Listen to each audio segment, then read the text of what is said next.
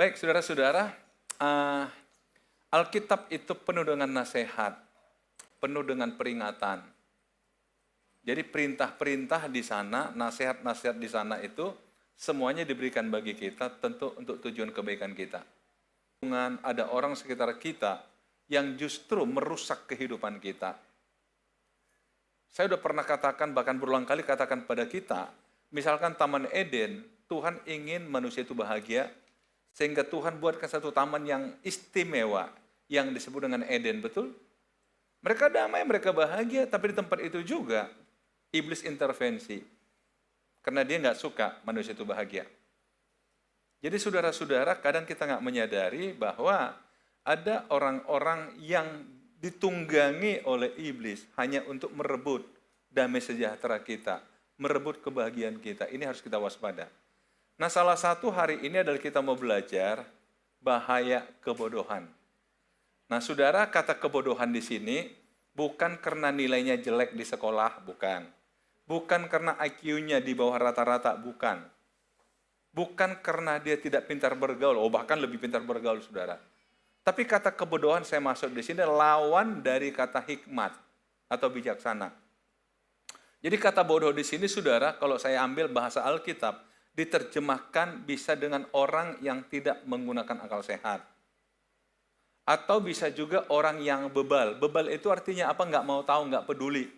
Bahkan diberitahu juga nggak mau tahu. Atau bahasa yang populer sekarang itu di televisi, dungu. Itu masuk kategorinya di sini, saudara. Jadi berbahaya sekali kalau ada orang yang seperti ini di lingkungan kita, di sekitar kita. Mari coba kita lihat, saya akan ajak kita melihat pengkhotbah pasal 10. Setidaknya ada 3 bahayanya kalau ada orang-orang begini di sekitar kita. Yang pertama adalah di dalam ayat 1.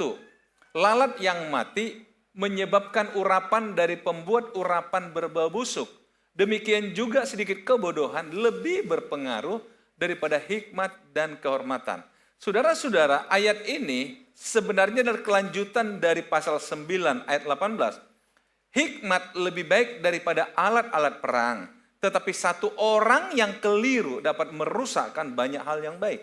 Satu orang yang keliru dapat merusakkan banyak hal yang baik. Saudara-saudara, kadang-kadang memang dalam hidup ini aneh, saudara. Kok bisa satu orang yang keliru, kok bisa satu kebodohan, tapi merusak lingkungan kita. Saudara-saudara, lalat yang mati menyebabkan urapan dari pembuat urapan. Kalau saudara lihat terjemahan lain adalah urapan sama dengan minyak. Minyak yang diramu dengan berbagai cara di masa lalu. Tapi begitu ada lalat yang mati masuk ke dalam, ternyata aroma dari minyak itu berubah. Yang tadinya wangi menjadi bau. Padahal hanya lalat yang kecil. Tapi bisa merusak adonan minyak, saudara. Demikian juga sedikit kebodohan lebih berpengaruh daripada hikmat. Saudara-saudara, coba renungkan ya. Katakanlah kita sekarang kumpul 200 orang siang ini. Biasanya 250-an sih kalau penuh ya. 200 orang.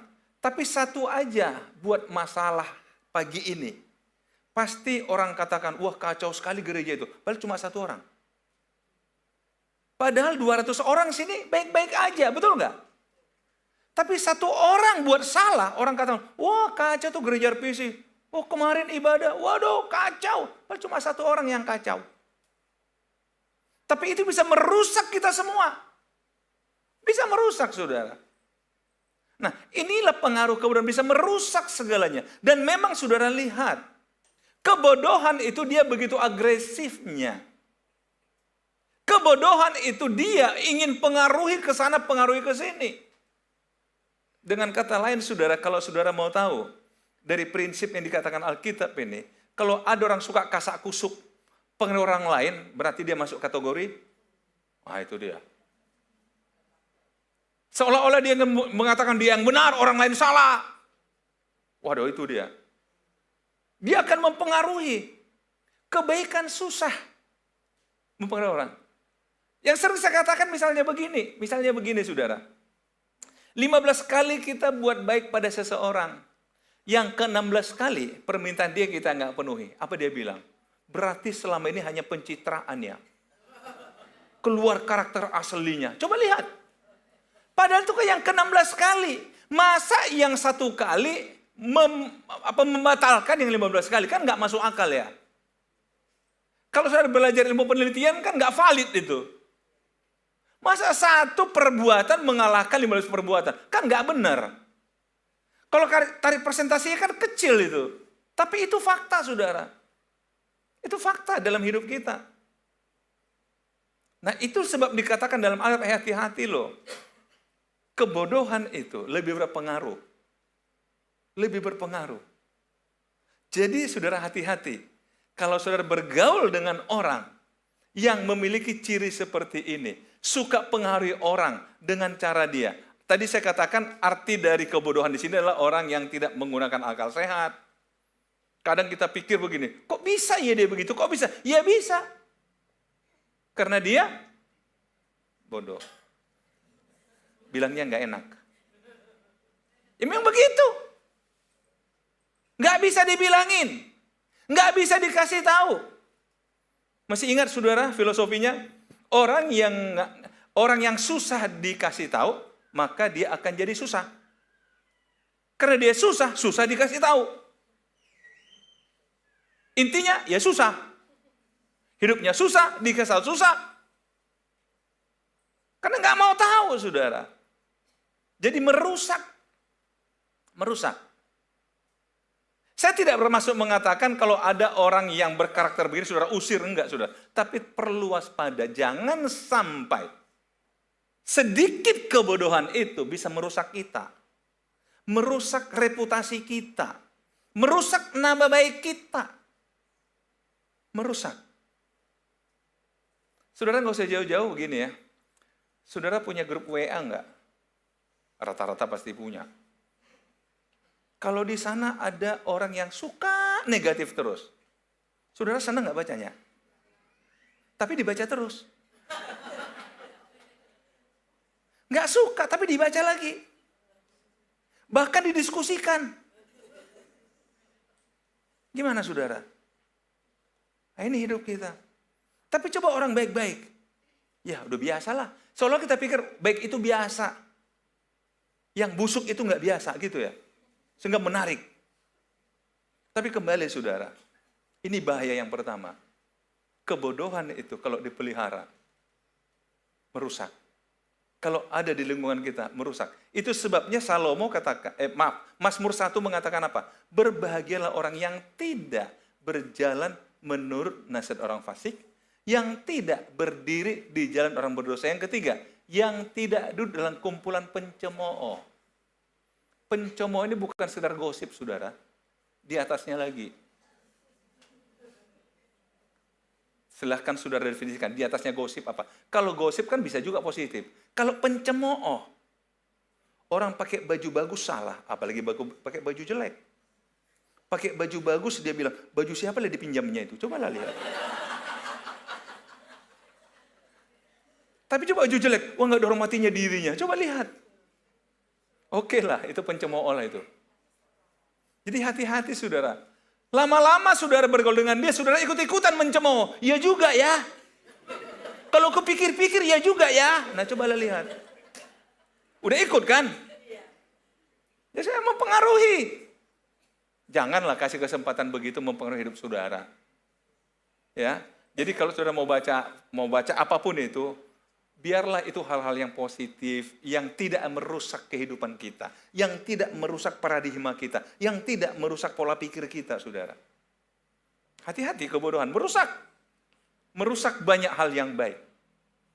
Sama seperti ini, hikmat yang lebih baik daripada alat-alat perang. Tetapi satu orang yang keliru dapat merusakkan banyak hal yang baik. Merusak banyak yang baik. Jadi, saudara-saudara, kita pernah buat satu acara, mengundang satu pembicara, dia seorang pengusaha yang punya karyawan 50 ribuan orang. Jadi waktu satu acara itu, ada seorang bertanya begini, Pak, boleh nggak kasih tahu kita, bagaimana Bapak mengelola manajemen perusahaan Bapak seperti apa, sehingga tidak pernah terekspos di media ada karyawan Bapak itu yang unjuk rasa demo besar-besaran. Sementara saya, karyawan 50, demo terus kerjanya. Nah ini teman pengusaha kata gini, kami itu punya seperti tim intelijen. Jadi kalau ada satu orang udah mulai dia nggak puas dengan perusahaan, udah mulai pengaruhi si A, si B, atau dengan kata lain udah mulai berpotensi jadi provokator, kami segera dekati dia, rangkul dia. Rangkul dia. Kami mulai dengarkan dia, bahkan bila perlu kasih dia posisi. Nah akhirnya dia akan berubah dari provokator menjadi motivator. Jadi ternyata antara provokator dan motivator itu tipis sekali saudara. Sama-sama orang hebat. Cuma yang satu minta perhatian dengan cara jadi provokator, tapi begitu diperhatikan jadi motivator dia bagi sesamanya. Jadi tolong saudara, kalau ada orang mulai ganggu saudara, jadikan dia motivator. Gimana caranya? Itu saudara yang tahu. Tapi kembali saudara, hati-hati. Yang kedua, bahaya dari kebodohan. Pengkhotbah 2 ayat 2. Kita ambil ayat yang simpel-simpel aja saudara. Hati orang berhikmat menuju ke kanan, tapi hati orang bodoh ke kiri. Saya coba baca saudara, ini ternyata seperti satu ungkapan di masa itu. Menuju ke kiri, hati orang bodoh ke kiri artinya apa? Dia selalu bertindak yang tidak biasa. Jadi misalkan orang udah sepakat begini, dia sengaja begini. Sengaja bertindak aneh, di luar kebiasaan. Hanya untuk cari perhatian lah, hanya untuk inilah. Walaupun kita tanya, kenapa kamu gak setuju? Ya paling gak setuju aja aku. Ya alasannya apa? Gak perlu alasan, gak setuju aja aku. Kenapa? Dia memang selalu yang kelihatan beda. Dia pikir dia hebat. Padahal, halo, padahal, kok saudara sungkan sekali sih? Ke kiri. Orang ke kanan, dia ke kiri. Saudara-saudara, jadi kalau kan selalu ada begitu ya, kita kumpul, tiba-tiba ada aneh seseorang. Orang lagi ketawa, dia diem. Tapi orang diem, dia ketawa, misalnya. Ayo. Nah kadang-kadang ada ya, saudara barangkali bisa lah menerjemahkan lebih baik lah ya. Sesuai dengan kondisi saudara lah. Pengalaman saudara dengan orang-orang. Yang pasti adalah, orang berkhidmat ke kanan, dia sengaja ke kiri. Saudara-saudara, hati-hati, ini bahayanya. Jadi kalau kita punya teman yang kita kan capek, mau diikuti nggak bisa, tapi diajak masuk dia nggak mau. Bagusnya diapain orang begini? Saudara-saudara, tapi itu ciri kedua, bahaya kedua dari kebodohan. Ini kata Salomo loh, Salomo itu mengamati segalanya. Berarti dia mengamati juga pegawainya atau siapapun yang dekat dengan dia. Ternyata dia temukan juga, ada juga orang yang ke kiri-kirian. Saudara-saudara, ada. Yang ketiga, tumpul pikirannya. Juga kalau ia berjalan di lorong, orang bodoh itu tumpul pikirannya dan ia berkata kepada setiap orang. Jadi saudara, ayat ini tolong dihafal baik-baik. Gampang kok. Pengkhotbah 10 ayat 3. Jadi kalau ada orang katakan dasar bodoh kau, enggak usah dijawab. Berarti yang bodoh siapa? Dia. Oke, saudara. Lo ini Alkitab lo yang bilang, bukan saya lo. Saya cuma baca. Apalagi dia berdiri di jalan, teriak-teriak saudara. Bodoh kalian semua. Saya jadi bilang bodoh ya. Berarti saya bodoh. Jadi kalau orang begitu saudara, nggak usah tersinggung. Kalau orang katakan begini, kok kamu nggak tersinggung bilang gitu? Enggak, saya pegang ayat dalam Alkitab. Pengkhotbah 10 ayat 3. Jadi kalau ada orang ngomong begini, bodoh kau. Wah, Bapak Alkitabiah sekali. Alkitabiah sekali Bapak. Ibu Alkitabiah sekali. Kok Alkitabiah? Bapak baca. Bapak mewakili Pengkhotbah 10 ayat 3. Maka dia ngomong, Alkitabiah saya. Dia baca. Kira-kira apa sikap dia? Sudah. Santai aja hidup ini ya. Jadi kalau orang bilang begitu nggak apa-apa, nggak usah marah, nggak usah tersinggung. Sebab dia sedang menggenapi ayat ini. dalam dirinya. Ya, ini tentang kehidupan, saudara. Ini Salomo loh yang ngajarin. Dia orang berhikmat. Dia orang berhikmat, saudara.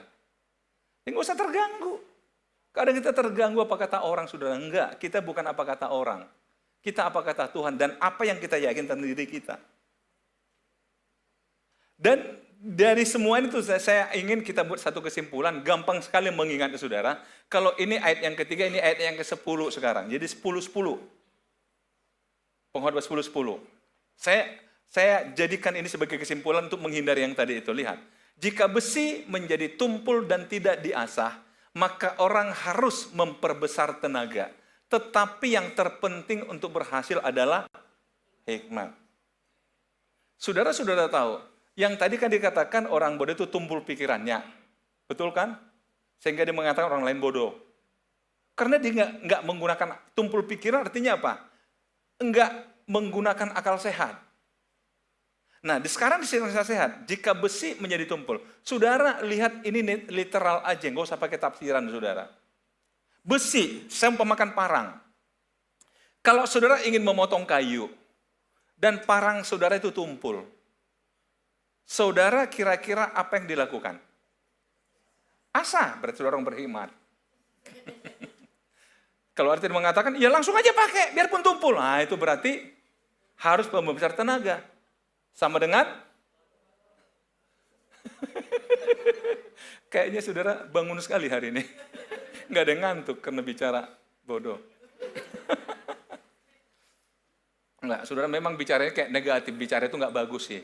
Tapi ya, kita perlu lihat fakta-fakta dalam hidup ini. Saudara-saudara, kadang-kadang orang pikir, lo ngapain perlu diasah? Pakai aja lah. Pakai aja. Akhirnya hasil tidak baik, badan pegal-pegal, nggak percaya. Tolong pakai parang yang tidak tajam untuk motong kayu. Pegal lo di sini. Habis motong kena kusuk lagi. Minta kusuk. Kenapa? Pegal-pegal. Tapi coba orang bijaksana kan ambil batu asah. Asah dulu. Mungkin perlu 10 menit, 15 menit, tapi begitu nih. Tenaga nggak besar tapi selesai. Inilah mewakili orang berhikmat. Yang dikatakan pakai akal sehat, lawan dari bodoh tadi. Yang tidak menggunakan akal sehat. Yang terpenting untuk berhasil adalah hikmat. Saudara, hikmat ini nggak ada ukurannya, saudara. Nggak ada ukurannya. Kita bukan hanya menciplak apa kata orang, enggak, saudara. Bukan karena baca buku kita tahu enggak, saudara. Karena itu saudara tahu. Saya ulangi kembali, ketika Salomo dia baru saja menggantikan ayahnya sebagai raja.